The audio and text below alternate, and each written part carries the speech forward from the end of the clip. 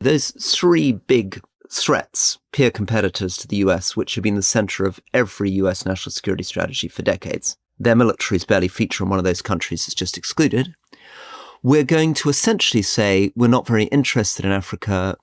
We don't have much to say about what people are doing in the Middle East or Asia. Our real focus is on saying Latin America effectively belongs to the United States. This is called the Trump corollary of the Monroe Doctrine. The Monroe Doctrine is about the US being dominant in its own hemisphere, particularly in relation to Latin America. And Western Europe is up in headlights as the one region of the world where they say minority governments are trampling on democracy and human rights. That's a reference to the idea that in France and Germany, the governments are trying to control far-right parties, and that the US needs to resist the current trajectory of Europe, in other words, resist this whole liberal democratic move, and instead put its weight behind what it calls patriotic parties, for which read far-right parties, and that America's allies in the region are the countries of Central and Eastern Europe, by which they mean countries like Hungary. The Trump corollary essentially says that no foreign powers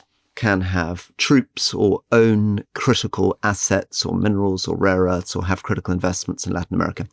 Foreign, of course, does not include the United States. The United States, by implication, can have troops in Latin America, can own critical assets, but nobody else is allowed in.